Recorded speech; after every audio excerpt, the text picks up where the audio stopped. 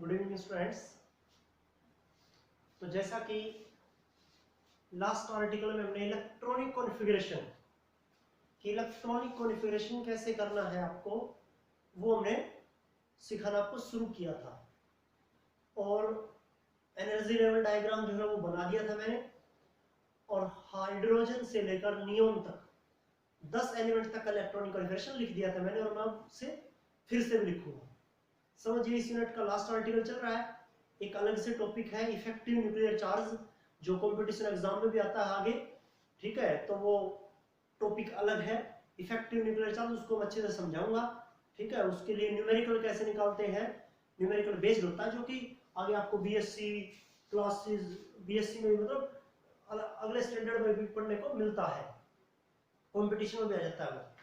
तो ये है आपके पास। लेकिन जो इलेक्ट्रॉनिक कॉन्फ़िगरेशन लास्ट आर्टिकल समझिए इस यूनिट का। तो क्या है आपके पास की हाइड्रोजन का इलेक्ट्रॉनिक कॉन्फ़िगरेशन। हाइड्रोजन का इलेक्ट्रॉनिक कॉन्फ़िगरेशन स्टार्ट किया था आपने हाइड्रोजन का इलेक्ट्रॉनिक कॉन्फ़िगरेशन 1s1। हीलियम का क्या था 1s2। लिथियम का क्या था 1s2 2s1। तो हीलियम क्या होता है, एक नोबल गैस होता है, तो आप उसे ऐसे भी लिख सकते हैं, 1s2 की बजाय हीलियम लिख सकते हैं आप सीधा, और 2s1। ऐसे ही लिथियम, बेरिलियम का 1s2 2s2, तो हीलियम लिख दें आप, और 2s2। 1s2 की बजाय क्या लिख सकते हैं आप, हीलियम लिख सकते हैं। बोरोन, हीलियम लिख दीजिए, और 2s2 2p1। कार्बन, पहले क्यों नहीं लिखा मैंने आपको, क्योंकि नोबल गैस, पहले तो वो इलेक्ट्रॉनिक कॉन्फ़िगरेशन लिख लीजिए जो सीधी होती है। Helium 2s2 2p2। फिर नाइट्रोजन, हीलियम लिखिए 2s2 2p3। फिर लिखिए ऑक्सीजन, हीलियम 2s2 2p4। फिर लिखिए आप फ्लोरीन, हीलियम 2s2 2p5। और फिर लास्ट में क्या था आपके पास, नियोन के लिए क्या लिखेंगे आप, हीलियम 2 हो गया आपके पास 2s2 और 2p6। अब नेक्स्ट जो है वो एलिमेंट है आपके पास यहां सोडियम, जिसका सिंबल रहता है Na। Sodium Na। अब इसका इलेक्ट्रॉनिक कॉन्फ़िगरेशन कैसे लिखेंगे आप, सोडियम का इलेक्ट्रॉनिक कॉन्फ़िगरेशन जो है वो किस तरह से करेंगे हम। किसका इलेक्ट्रॉनिक कॉन्फ़िगरेशन, सोडियम का इलेक्ट्रॉनिक कॉन्फ़िगरेशन। तो सोडियम का इलेक्ट्रॉनिक कॉन्फ़िगरेशन देखिए बड़ा इजी होगा। एनर्जी लेवल डायग्राम से याद रखिए, 1s के बाद 2s, 2s के बाद 2p, 2p के बाद 3s, 3s के बाद 3p, 3p के बाद 4s, 4s के बाद 3d।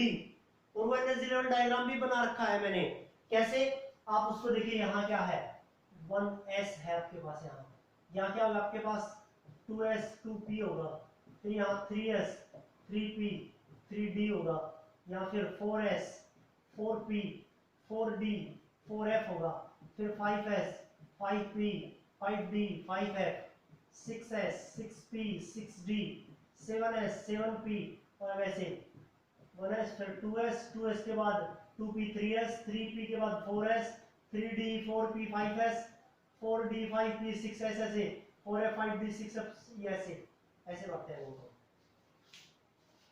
तो सबसे पहले 1s 2, फिर 2s2, फिर 2p6।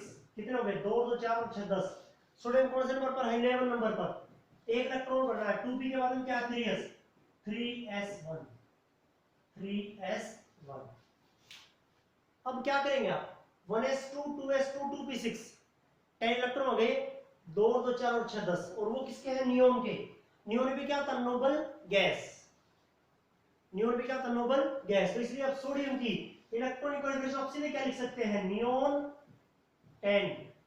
1s2 2s2 2p6 की बजाय आप क्या लिख सकते हैं, यहाँ नियोन 10 लिख सकते हैं। और फिर उसके बाद में क्या है 3s1।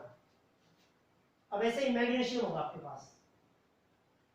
मैग्नीशियम के लिए क्या लिखेंगे आप, वही नियोन 10 3s2 12 इलेक्ट्रॉन होंगे टोटल मैग्नीशियम के पास, क्योंकि 12 एटॉमिक नंबर है, जितना एटॉमिक नंबर उतने नंबर ऑफ इलेक्ट्रॉन्स। तो 1s2 2, 2s2 2 2 2 4, 2p6 6 और 4 10, 11 नंबर पर है तो 3s1, 12 नंबर वाला है तो वो 3s2। ऐसे ही मैग्नीशियम देख लीजिए 3s2, ये होगा आपके पास। उसके बाद में एल्यूमिनियम, एल्यूमिनियम वही क्या होगा, नियोन 10 3s2, क्योंकि s में तो 2 इलेक्ट्रॉन आ सकते हैं, 10 और 2 12, फिर 3p1 3p1। अब ऐसे ही एल्यूमिनियम के बाद में क्या है, silicon neon 10 3s2 3p2 14 number पर। फिर उसके बाद में क्या होगा आपके पास, फॉस्फोरस 15 पर, वही नियोन 10 3s2 3p3। फिर फॉस्फोरस के बाद सल्फर नियोन 10 3s2 3p4। फिर chlorine neon 10 3s2 3p5 3s2 3p5। और फिर उसके बाद में आर्गन, आर्गन क्या होगा, neon 10 3s2 3p6। Argon 18 number पर होगा, तो 18 नंबर पर 10 इलेक्ट्रॉन नियोन के 1s2 2s2 2p6, 10 2 electron s में 3s में 10 और 2 12, और 6 इलेक्ट्रॉन p में 6 ज्यादा नहीं कर सकते आप। आर्गन 18, ये आर्गन की इलेक्ट्रॉनिक कॉन्फ़िगरेशन। तो ये इलेक्ट्रॉनिक कॉन्फ़िगरेशन ये होता है एनर्जी लेवल डायग्राम। कैसे, पहले भी लिखा था मैंने बोर्ड के ऊपर, आज फिर से लिख दिया, इसकी हेल्प से कर सकते हैं आप। कैसे करना होता है आपको, प्रिंसिपल के अकॉर्डिंग पहले उन ऑर्बिटल्स में इलेक्ट्रॉन भरे जाएंगे जिनकी एनर्जी कम है, मतलब इलेक्ट्रॉन्स कम ऑर्बिटल में increasing order of their energy के इंक्रीजिंग ऑर्डर में बढ़ते हैं। पहले कम एनर्जी वाला, फिर उससे ज्यादा वाला, फिर उससे ज्यादा वाला, आखिरी में सबसे ज्यादा एनर्जी वाला। ये करते हैं इलेक्ट्रॉन्स को ऑर्बिटल में हम उनके इंक्रीजिंग ऑर्डर ऑफ एनर्जी की फॉर्म में करते हैं। ये है आपके पास, ये आर्गन तक इलेक्ट्रॉनिक कॉन्फ़िगरेशन कैसे हुआ देखिए बड़े ध्यान से। एक एक एलिमेंट का इलेक्ट्रॉनिक कॉन्फ़िगरेशन, और ये क्या आपके पास एनर्जी लेवल डायग्राम, ये सीखना है आपको एनर्जी लेवल डायग्राम, इसी के अकॉर्डिंग सीख पाएंगे आप। चीजें कितनी याद रखनी है, s में ज्यादा 2 इलेक्ट्रॉन क्योंकि एक ही ऑर्बिटल होता है, p में 6 इलेक्ट्रॉन क्योंकि 3 ऑर्बिटल होते हैं, d में 10 इलेक्ट्रॉन क्योंकि 5 ऑर्बिटल होते हैं, f में 14 इलेक्ट्रॉन क्योंकि 7 ऑर्बिटल होते हैं। ये तो याद रखनी है हमें, ये नहीं कि आप 3 पे 7 कर देंगे, कहीं 6 ज्यादा हो ही नहीं सकती। ये नहीं कि आप s में 3 इलेक्ट्रॉन कर देंगे, क्योंकि s में 2 इलेक्ट्रॉन ज्यादा नहीं हो सकते, क्योंकि एक ही ऑर्बिटल है इसका। तो ये चीजें हमें याद रखनी है। d में 11 इलेक्ट्रॉन नहीं कर सकते हम, क्योंकि उसमें 10 इलेक्ट्रॉन होते हैं, क्योंकि 5 ऑर्बिटल है, तो 5 ऑर्बिटल मैक्सिमम 10 इलेक्ट्रॉन। ये चीजें याद रखने की है हमारे लिए, जो मैंने बार बार बता रखा, और ये इलेक्ट्रॉनिक कॉन्फ़िगरेशन बहुत ज्यादा जरूरी है। ये होगा आपके पास। ये था किधर तक, 18 तक। 18 तक नोबल गैस कितनी हुई आपके पास, हीलियम 2 नंबर पर बैठा नोबल गैस। हीलियम से नियोन तक आप 1s2 की बजाय सीधा हीलियम लिख सकते हैं। नियोन के बाद सोडियम से लेकर आर्गन तक 10 इलेक्ट्रॉन की बजाय 1s2 2s2 2p6 की बजाय आप सीधा नियोन भी लिख सकते हैं, और आगे जिस भी ऑर्बिटल में इलेक्ट्रॉन है वो लिख सकते हैं आप। ये जो चीज मैंने आपको बताई अच्छे से समझाइए। ये होगा आपके पास 18 तक। उसके बाद में आपके पास 19 नंबर पर, ये साफ करा हुआ इस तरफ। अब होगा आपके पास यहां क्या, 19 नंबर पर पोटेशियम बैठा है। 19 जो है एटॉमिक नंबर वो किसका है, पोटेशियम का। तो पोटेशियम के लिए इलेक्ट्रॉनिक कॉन्फ़िगरेशन, पोटेशियम के लिए तो क्या होगा, पोटेशियम के लिए बड़े ध्यान से देखना आपको, पोटेशियम 19 नंबर पर क्या होगा, सीधा बोल रहा हूं मैं, 1s2 2s2 2p6 3s2 3p6। ये देखो कहां तक हुआ, आर्गन तक हुआ है। 1s2 2s2 2p6 3s2 3p6 18 तक। यहां से भी देख सकते हैं 2 2 4 6 10 10 और 2 12 12 और 6 18 3p तक 18 इलेक्ट्रॉन। 3p के बाद में क्या देखो एक बार, 3p के बाद में 3d नहीं है, 4s है। क्यों है, क्योंकि 3d की एनर्जी 4s से ज्यादा होती है, तो पहले कौन सा भरागा, कम एनर्जी का, तो 4s की कम एनर्जी किससे, 3d से, तो इसलिए हम पहले 4s भरेंगे उसके बाद में 3d भरेंगे। तो पहले 4s, तो कितने 18 इलेक्ट्रॉन हो चुके हैं, भर रहे हैं आपको टोटल 19, तो 4s1 4s1। अब हम क्या लिख सकते हैं इन 18 इलेक्ट्रॉन को, क्योंकि आर्गन भी क्या है, हीलियम 2 नंबर पर है नोबल गैस, नियोन 10 नंबर पर है नोबल गैस, आर्गन 18 नंबर पर है वो भी क्या है, नोबल गैस। तो आप क्या लिख सकते हैं उसे, पोटेशियम की इलेक्ट्रॉनिक कॉन्फिगरेशन सीधा आर्गन 18 और आउटर मोस्ट सेल जो आखिरी सेल है 4s1 ये होगा आपके पास आर्गन 18 4s1। नोबल गैस के बाद इलेक्ट्रॉन जितने भी भरे गए वो लिख दो नोबल गैस के बाद। तो पोटेशियम 19 नंबर पर है, उससे पहले नोबल गैस है 18 नंबर पर, तो आर्गन 18। लेकिन ये नहीं कि आर्गन 18 आपने लिख दिया और आर्गन की इलेक्ट्रॉनिक कॉन्फिगरेशन आपको आती नहीं हो, ये नहीं चलेगा। देखो ऊपर लिख रखा मैंने 1s2 2s2 2p6 3s2 3p6 ऐसे ये। उसके बाद में आपके पास है कैल्शियम, कैल्शियम के लिए भी सीधा 1s2 2s2 2p6 3s2 3p6, तो उसको आप आर्गन 18 लिख सकते हैं 8 इलेक्ट्रॉन और फिर 4s2 क्योंकि 20 नंबर पर है, ये होगा आपके पास। अब उसके बाद में 21 नंबर पर आपके पास स्कैंडियम, स्कैंडियम जो आपके पास स्कैंडियम 21 नंबर पर है, क्या है स्कैंडियम। स्कैंडियम देखिए क्या होगा, देखो सीधा आपको 21 इलेक्ट्रॉन गिनने हैं, s में 2 s में 2 2 तो 4 p में 6 10 s में फिर 2 12 p में फिर 6 18 s में फिर 2 20 21वां इलेक्ट्रॉन किसमें भरा जाएगा 3d में 3d1 1s2 2s2 2p6 3s2 3p6 4s2 3d1। देखो मैं वर्बली बोल रहा हूं आपको सीधा, क्योंकि मैं इन चीजों को बार बार लिखता हूं तो वो चीजें याद हो जाती हैं। 5 साल से 7 साल से इन चीजों को लगातार लिख रहे हैं तो याद हो जाएगी आपको, ऐसे ही करनी है आपको ये याद। ये तो एनर्जी लेवल डायग्राम एक तरह का क्लू है कि कहीं आप चीजों को ना भूल जाएं।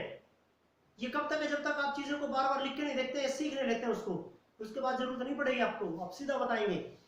तो आर्गन 18 लिख रहे हैं हम सीधा 1s2 2s2 2p6 3s2 3p6 को आर्गन 18 4s2 18 और 2 20 s 4s के बाद क्या है 3d कितना इलेक्ट्रॉन भराएगा एक ही, क्योंकि 21 जरूरी है टोटल, तो स्केडियम के पास 21 इलेक्ट्रॉन है 18 आर्गन के 18 2 s में 4s में 20, तो एक इलेक्ट्रॉन आओ किसमें भरा जाएगा 3d1 बस। फिर स्केडियम के बाद में क्या होगा टाइटेनियम, वो 22 नंबर पर टाइटेनियम वही argon 18 4s2 3d2 4s2 3d2 इस तरह से बनेगा 4s2 3d2 22 नंबर 18 और 2 20 20 और 2 22 3d2। फिर उसके बाद में आपके पास वेनेडियम होगा, वेनेडियम 23 नंबर एटॉमिक नंबर याद रखना आपको, क्या होगा argon 18 4s2 3d3 4s2 3d3 ये चीज हो गई आपके पास। अब उसके बाद में वेनेडियम के बाद में आपके पास क्रोमियम, और क्रोमियम के लिए मैं स्पेशल यहां इनको साफ करके जो बीच वाले थे समझाया मैंने आपको, इनको साफ करके लिखूंगा क्रोमियम, उससे आगे जो भी है यहां ये साफ करके लिखा। ये एनर्जी लेवल डायग्राम में लिख रखा मैंने, इसको बार बार एक बार उसको लिख ले 1s पहली प्रिंसिपल सेल उसमें एक सब सेल 1s, दूसरी प्रिंसिपल सेल उसमें 2 सब सेल 2s 2p, तीसरी प्रिंसिपल सेल में 3 सब सेल spd तो 3s 3p 3d, fourth principal cell में उतनी सब सेल 4 सब cell 4s 4p 4d 4f ऐसे होते हैं, जो मैं बार बार बताया आपको। ये एनर्जी लेवल डायग्राम ये है, तो इसको बार बार लिखने की जरूरत नहीं है, ये याद हो जाएगा सीधा सा बस। उसके बाद में आपको एरो बनाने सीधे ही एरो लेके आने सीधे, बस जो जो इस एरो के ऊपर आ रहे हैं उसी तरह से आपको ये इलेक्ट्रॉन भरने हैं। क्रोमियम 24 नंबर पर सीधा क्या लिख देंगे आर्गन 18 4s2 3d4 लिख दिया हमने, ठीक है। अब यहां जो इंपॉर्टेंट चीज है आपके पास क्या, कि एक ऑर्बिटल में मैक्सिमम इलेक्ट्रॉन हो सकते हैं 2, ठीक है। तो एक ऑर्बिटल में एक इलेक्ट्रॉन है और ज्यादा ज्यादा हो सकते हैं उसमें 2, या तो 1 या 2। तो एक इलेक्ट्रॉन है किसी ऑर्बिटल में तो कैसा होगा वो हाफ फिल्ड, हाफ फिल्ड आधा भरा हुआ, क्योंकि एक ऑर्बिटल में मैक्सिमम 2 इलेक्ट्रॉन हो सकते हैं, और उसमें 1 इलेक्ट्रॉन है तो हम क्या बोलेंगे, उसे आधा बोलेंगे, तो हाफ फील्ड। और 2 इलेक्ट्रॉन है तो फुल फील्ड, क्योंकि एक ऑर्बिटल में मैक्सिमम 2 इलेक्ट्रॉन हो सकते हैं। 1 इलेक्ट्रॉन तो हाफ फील्ड और 2 इलेक्ट्रॉन उस ऑर्बिटल में तो फुल फील्ड। क्लियर। दूसरी चीज, ऐसे ही पी ऑर्बिटल में, पी सब सेल में 3 ऑर्बिटल है, पी सब सेल में 3 ऑर्बिटल है ऐसे, 1 2 3, P X P Y P Z. अब हर एक ऑर्बिटल में 1 इलेक्ट्रॉन हो तो ये क्या होगा, हाफ फील्ड होगा, ये होगा हाफ फील्ड, हाफ फील्ड, आधा भरा हुआ है ये देखो, क्योंकि पी सब सेल में 3 ऑर्बिटल होते हैं, टोटल इलेक्ट्रॉन 6 है, कितने 3, तो ये कैसे हाफ फील्ड, इसे हम कहते हैं हाफ फील्ड। और इसी पी ऑर्बिटल में, पी सब सेल में 6 इलेक्ट्रॉन, 3 4 5 6, ये क्या होगा, full field, full field, half field और फुल फील्ड। ठीक है, ये चीज आपके पास। एक ही ऑर्बिटल मान लीजिए एस का है, तो एस का एक ऑर्बिटल है, इसमें 1 इलेक्ट्रॉन का हाफ फील्ड है, और ये दोनों इलेक्ट्रॉन है एस ऑर्बिटल में, तो ये फुल फील्ड है। ये एस के लिए, ऐसे पी के लिए, ऐसे डी के लिए देखिए एक बार, डी के, डी सब सेल में 5 ऑर्बिटल है, 1 2 3 4 5। अब 5 ऑर्बिटल में 5 इलेक्ट्रॉन है, तो वो क्या होगा, हाफ फील्ड। और 5 ऑर्बिटल में 10 इलेक्ट्रॉन है, तो वो होगा फुल फील्ड, वो होगा फुल फील्ड। ये चीज आपको समझ में आई होगी जो मैं बता रहा हूं, हाफ फील्ड और फुल फील्ड। एक ऑर्बिटल में 1 इलेक्ट्रॉन तो अनपेयर्ड है, उसका जोड़ा नहीं है क्योंकि 1 इलेक्ट्रॉन है, और एक ऑर्बिटल में 2 इलेक्ट्रॉन तो पेयर्ड है, पेयर्ड मतलब उसका जोड़ा है, पेयर्ड मींस उसका जोड़ा है। ये चीज समझ आ रही है आपको। तो अब देखिए, ये बताया मैंने हाफ फील्ड और फुल फील्ड। अब जो मैं चीज बोलना चाह रहा हूं कि किसी भी ऑर्बिटल, मतलब कोई भी ऑर्बिटल हाफ फील्ड या फुल फील्ड होता है। जैसे पी में 3 इलेक्ट्रॉन है तो हाफ फील्ड है, लेकिन पी में 1 इलेक्ट्रॉन है तो हाफ फील्ड नहीं है, वो पी में 2 इलेक्ट्रॉन तो हाफ फील्ड नहीं है, 4 है तो भी हाफ फील्ड नहीं है, 5 है तो हाफ फील्ड नहीं है, 6 है तो फुल फील्ड है। तो पी सब सेल में 3 ऑर्बिटल होते हैं, 3 ऑर्बिटल में 3 इलेक्ट्रॉन है तो वो हाफ फील्ड है, और 6 इलेक्ट्रॉन तो फुल फील्ड है। ऐसे डी में, डी में 1 इलेक्ट्रॉन है तो वो ना हाफ फील्ड है ना फुल फील्ड है, 2 है तो ना हाफ फील्ड है ना फुल फील्ड है, 3 है तो हाफ फील्ड फुल फील्ड नहीं है, 4 है तो भी नहीं है, 5 है, डी में 5 इलेक्ट्रॉन है तो क्या वो हाफ फील्ड है, और डी में 10 इलेक्ट्रॉन है तो फुल फील्ड है। तो हाफ फील्ड और फुल फील्ड जो ऑर्बिटल्स होते हैं वो कैसे होते हैं, एक्स्ट्रा स्टेबल होते हैं, उनकी स्टेबिलिटी एक्स्ट्रा होती है, वो ज्यादा स्टेबल होते हैं, किसकी बजाय, दूसरे की बजाय। हाफ फील्ड और फुल फील्ड जो ऑर्बिटल हैं वो एक्स्ट्रा स्टेबल होते हैं, एक्स्ट्रा स्टेबल, उनका ज्यादा अस्तित्व, ज्यादा वजूद रहता है, वो ज्यादा स्टेबल होते हैं, हाफ फील्ड और फुल फील्ड। एक चीज कैसे होता है हाफ फील्ड फुल फील्ड, मैंने बता दिया, एस से, पी से, डी से एग्जांपल आपको देखे, अब देखिए। और हाफ फील्ड और फुल फील्ड जो होते हैं वो क्या होते हैं, extra stable, they have extra stability. अब देखिए, क्रोमियम में आर्गन 18 4s2 3d4, तो क्रोमियम क्या करता है, s के 1 इलेक्ट्रॉन को आगे भेज देता है, 4s के 1 इलेक्ट्रॉन को 3d में भेज देता है, तो लोअर एनर्जी के इलेक्ट्रॉन का हायर एनर्जी में जाना, तो लोअर एनर्जी में नीचे वाली सेल में इलेक्ट्रॉन है, नीचे वाले एनर्जी लेवल में इलेक्ट्रॉन, तो उसे हम कहते हैं लोअर एनर्जी लेवल या ग्राउंड स्टेट, जो मैंने आपको बताया था किसमें, बोर मॉडल ऑफ एटम में, कि ग्राउंड स्टेट क्या होती है, एक्साइटेड स्टेट क्या होती है। जब ये इलेक्ट्रॉन 4s में है, जैसे 4s2 है, तो ये है ग्राउंड स्टेट। अब 4s का एक इलेक्ट्रॉन 3d में चला जाए, हायर एनर्जी वाले ऑर्बिटल में चला जाए, तो वो हो जाएगी उसकी एक्साइटेड स्टेट, वो हो जाएगी उसकी एक्साइटेड स्टेट। 4s में इलेक्ट्रॉन तो वो लोअर एनर्जी लेवल है, ग्राउंड स्टेट है। 4s का एक इलेक्ट्रॉन 3d में चला गया तो वो एक्साइटेड स्टेट है, हायर एनर्जी लेवल है। तो अब देखिए 4s का एक इलेक्ट्रॉन 4s1, 4s में 2 इलेक्ट्रॉन है, 4s का एक इलेक्ट्रॉन किस में चला जाता है, 3d में चला जाता है। 3d में कितने थे, 4, एक और चला गया उसमें हो गए 5। s में थे 2, s से एक इलेक्ट्रॉन चला गया तो कितने रह गए उसमें, एक इलेक्ट्रॉन आ गया 4s1। किस में चला गया, d में, 3d5 हो गया। क्या हो गया वो 3d5। तो 4s1 3d5। अब देखिए 4s1 आर्गन 18 तो सीधा लिख रहा हूं मैं क्योंकि वो तो नोबल गैस है। नोबल गैस तो अपने आप स्टेबल होती है। 4s1 ये है 4s1, s में एक इलेक्ट्रॉन, 3d5 d के 5 ऑर्बिटल 1 2 3 4 5, 1 2 3 4 5, 5 इलेक्ट्रॉन है 3d5, 5 ऑर्बिटल से 5 इलेक्ट्रॉन है। तो s में भी एक इलेक्ट्रॉन और d में भी 5 इलेक्ट्रॉन। देखो ये सारे हाफ फील्ड है कि नहीं है, ध्यान से देखो एक बार। s में भी एक इलेक्ट्रॉन हाफ फील्ड है, d में 5 ऑर्बिटल है, पांचों में एक इलेक्ट्रॉन है तो हाफ फील्ड है। और हाफ फील्ड इलेक्ट्रॉनिक कॉन्फिगरेशन क्या होती है? एक्स्ट्रा स्टेबल होती है। क्या होती है? Extra stable. तो क्रोमियम की जो इलेक्ट्रॉनिक कॉन्फिगरेशन है वो क्या है? एक्स्ट्रा स्टेबल है। क्यों? क्योंकि वो s के एक इलेक्ट्रॉन को d में भेज देता है, अपने s के एक इलेक्ट्रॉन को एक्साइट कर देता है, ग्राउंड स्टेट से एक्साइटेड स्टेट में भेज देता है। क्यों भेज देता है? इलेक्ट्रॉनिक कॉन्फिगरेशन को ज्यादा स्टेबल बनाने के लिए, ज्यादा स्टेबिलिटी को एक्वायर करने के लिए s के एक इलेक्ट्रॉन को d में भेज देता है। तो क्रोमियम की इलेक्ट्रॉनिक कॉन्फिगरेशन कैसी है? कैसी है? अपवाद है ये, ठीक है? क्या ये अपवाद है? अपवाद है आपके पास, ठीक है? क्रोमियम की और कॉपर की जो इलेक्ट्रॉनिक कॉन्फिगरेशन, क्रोमियम की बता दी मैंने, ऐसे ही कॉपर की भी होगी, ठीक है? एक्सपेक्शन आपके पास ये, ठीक है, जिसको आप अपवाद कहते हैं, ठीक है?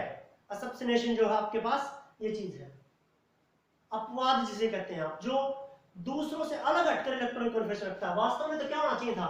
जैसे हम लगातार बढ़ रहे हैं वैसे तो होना चाहिए था 4s2 3d4, लेकिन है कैसा? 4s1 3d5। कैसा है? 4s1 3d5। तो एक क्रोमियम का इलेक्ट्रॉनिक कॉन्फिगरेशन जो अलग से हटके है, ठीक है? ये था आपके पास। क्रोमियम के बाद में मैग्नीज जो 25 नंबर पर है, सीधा लिखो आर्गन 18 4s2 3d5, कोई चेंज नहीं होगा इसमें, ठीक है? उसके बाद में आपके पास आयरन 26 नंबर पर है, आर्गन 18 4s2 3d6 3d6। फिर उसके बाद में आपके पास कोबाल्ट, कोबाल्ट 27 नंबर पर है, argon 18 4s2 3d7 4s2 3d7। फिर उसके बाद में आपके पास है निकल 28 नंबर पर जो है, आर्गन 18 4s2 3d8 3d8। अब उसके बाद में आपके पास है कॉपर, कॉपर, कॉपर के लिए यहाँ लिखूंगा मैं 29 नंबर। क्या होना चाहिए इलेक्ट्रॉनिक कॉन्फिगरेशन? तो आर्गन 18 18 इलेक्ट्रॉन, तो ये कौन कौन से? 1s2 2s2 2p6 3s2 3p6। उसके बाद में 3p6 के बाद में 4s2 18 और 2 20, 3d9 20 और 9 29 29 नंबर पर बैठा है। इलेक्ट्रॉनिक कॉन्फिगरेशन तो ये होना चाहिए, लेकिन है कैसा? s के एक इलेक्ट्रॉन को d में भेज देगा तो क्या होगा? क्या होगा? देखिए आर्गन 18 4s1 3d10, s के एक इलेक्ट्रॉन को d में भेज दिया, 4s1 3d10। ऊपर लिख देता हूं मैं यहां, s के एक इलेक्ट्रॉन को d में भेज दिया। किसने? कॉपर ने। कॉपर आर्गन 18 4s2 3d9 होना चाहिए था, लेकिन है क्या? आर्गन 18 4s1 3d10, s के एक इलेक्ट्रॉन को d में। अब देखो s में एक इलेक्ट्रॉन है, हाफ फील्ड है, d में 10 इलेक्ट्रॉन है, इतने ही हो सकते हैं, फुल फील्ड है। तो ये भी क्या होगा? Extra stable. क्यों? हाफ फील्ड और फुल फील्ड। बताया मैंने आपको, हाफ फील्ड इलेक्ट्रॉनिक कॉन्फिगरेशन हो या फुल फील्ड इलेक्ट्रॉनिक कॉन्फिगरेशन हो, वो कैसी होती है? एक्स्ट्रा स्टेबल होती है। तो कॉपर के लिए s में हाफ फील्ड है, d फुल फील्ड है, तो वो एक्स्ट्रा स्टेबल है। ऐसे ही फिर जिंक जो 30 नंबर पर 88 का लिख दो, उसके लिए आर्गन 18 4s2 18 और 2 20 3d10, ये होगा आपके पास। तो कॉपर का और क्रोमियम का असब्सिनेशन अपवाद के रूप में इलेक्ट्रॉनिक कॉन्फिगरेशन। क्यों? क्योंकि अपने एक s के इलेक्ट्रॉन को किसमें भेज देते हैं? d में, ग्राउंड स्टेट से एक्साइटेड स्टेट में भेज देते हैं। क्या करने के लिए? एक्स्ट्रा स्टेबल होने के लिए, अपने इलेक्ट्रॉनिक कॉन्फिगरेशन को एक्स्ट्रा स्टेबिलिटी प्रोवाइड करवाने के लिए। अगली एक्साइटेड, अपने इलेक्ट्रॉन को एक्साइट कर देते हैं, लोअर एनर्जी से हाई एनर्जी में भेज देते हैं। ये 30 तक का इलेक्ट्रॉनिक कॉन्फ़िगरेशन, जिसमें कॉपर और क्रोमियम का अलग से है, कौन सा है, कैसे है, क्यों है, मैंने अच्छे से समझाया और ये चीज आपको याद रखनी है। 30 तक का इलेक्ट्रॉनिक कॉन्फ़िगरेशन करना है, 30 तक का इलेक्ट्रॉनिक कॉन्फ़िगरेशन, ठीक है। उससे आगे बाद में लिखेंगे जो किसके हिसाब से होगा, ब्लॉक के हिसाब से, S block, P block, D block, F block, बहुत इजी चीजें होंगी। 118 के 118 एलिमेंट के इलेक्ट्रॉनिक कॉन्फ़िगरेशन सीख जाएंगे आप, एलिमेंट भी सीख जाएंगे मैं आपको तरीका बताऊंगा। ये होगा 30 तक का, ये करना आपको। क्रोमियम कॉपर का अलग से कैसे था, पेपर में आ सकते हैं, ये कैसे था बता दिया मैंने। क्या होना चाहिए, है क्या, तो देखो ढंग से, ये होगा आपके पास, ये करना, यहां तक का काम।